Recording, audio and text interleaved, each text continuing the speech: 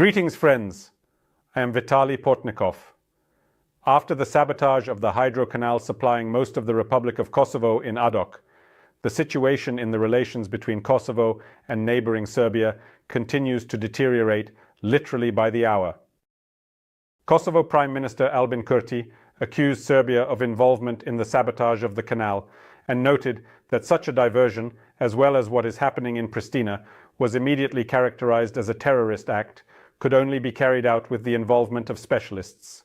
What happened recently in Kosovo was significantly likened in the Republic's Security Council to what Russia is doing to Ukrainian infrastructure. I remind you that Moscow is similarly destroying the access of the Ukrainian population to electricity and water, and drawing a direct parallel between Russia's actions on the territory of Ukraine and Serbia's actions towards Kosovo. However, the matter did not end with accusations, which Serbian President Aleksandar Vučić immediately rejected. It has become evident that the Serbian army and Kosovo special forces are advancing towards the state border between the two countries, which in Belgrade continues to be regarded as the administrative border between the Republic of Czech, Serbia, and the former autonomy, of Kosovo. There are now reports that Serbian President Aleksandar Vučić, known for his close ties with Russian President Vladimir Putin and Hungarian Prime Minister Viktor Orban, has arrived at the Serbian General Staff building to discuss the situation, while Kosovo Prime Minister Albin Kurti stated that shots were fired at the Kosovo Special Forces from Serbia. In addition, NATO troops, which are on the territory of the Republic of Kosovo, are in a state of increased combat readiness. It has indeed already been stated that in the event of real military actions, this contingent will be ready to ensure peace.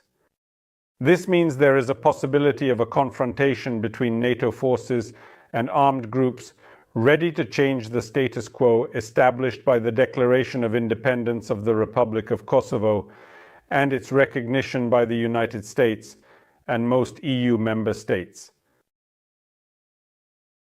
In fact, the mission of the NATO contingent is to maintain stability in Kosovo, since the Serbian dictator Slobodan Milosevic was forced to abandon his idea of expelling nearly 90% of the population of this territory, then a self-proclaimed republic, from their permanent residences. Since that time, especially after Kosovo's independence was recognized in the West, there is a constant threat of a possible new war in the Balkans, a war between Serbia and Kosovo. All negotiation processes initiated by the West, hoping that Serbia and Kosovo would reach a common understanding for the sake of European integration, have so far been unsuccessful. The idea that if Serbs and Kosovars find themselves in a united Europe, the issues of past history and the established border will not be of primary importance, turned out to be a bet on rather romantic expectations, as is often the case in the territory of the former Yugoslavia. The refusal of any territory is a much more serious problem for society than any preferences related to further integration development. Therefore, a moment may possibly indeed come when a serious conflict reignites in the Balkans. And the only thing that can prevent Belgrade from a real intervention in the territory of Kosovo, but of course not for the occupation of the entire republic, but for a military presence in areas populated by a Serbian majority and bordering Serbia, is the fear of conflict with the NATO contingent. For Aleksandar Vučić, as well as for other politicians from his camp, the current few months are a time when one can act more openly and more radically than at any other period. A time when power is changing in the United States, and it seems that Washington will not take any decisive actions during this transfer of power. Moreover, in Belgrade, there may be fears that the new administration of Donald Trump will be much harsher towards Serbian claims and ambitions than the current administration of Joseph Biden, whose political course in the Balkans has been more focused on mediation and smoothing over disagreements. It is obvious that Donald Trump's emergence in the White House signifies a search for much harsher responses to the questions of what stability in the Balkan Peninsula should look like. On the other hand, it is clear that he is a close friend of both Aleksandar Vučić and Donald Trump at the same time. Viktor Orban may lobby for Belgrade's positions before the new administration. It is obvious he is not alone in his possible views on how relations between Serbia and Kosovo should develop. And Vučić may seem to believe that if Belgrade establishes control now, at least over those areas populated by Kosovo Serbs, then in the future both European countries.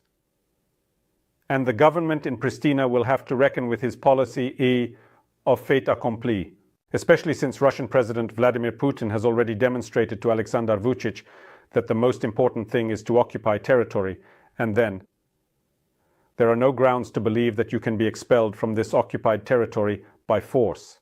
Trump's plan to resolve the situation in Ukraine by effectively agreeing to allow the Putin regime to maintain control over those Ukrainian territories where Russian troops are currently located is not only a demonstration of weakness on the part of the United States. It is also a demonstration of what the method for resolving territorial issues should be in the future. This is the opening of that very Pandora's box, which can fundamentally alter international law and ultimately become a political disaster for the United States itself.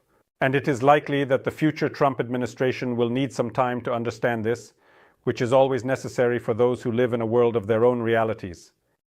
But the politicians in the Balkans have understood this well for a long time, since the last Yugoslav wars. Thank you, friends. Stay on this channel, subscribe to my social media, to the channels on Patreon, buy me a coffee. Yes, Nutella, helping develop resources, uses the sponsorship function in YouTube.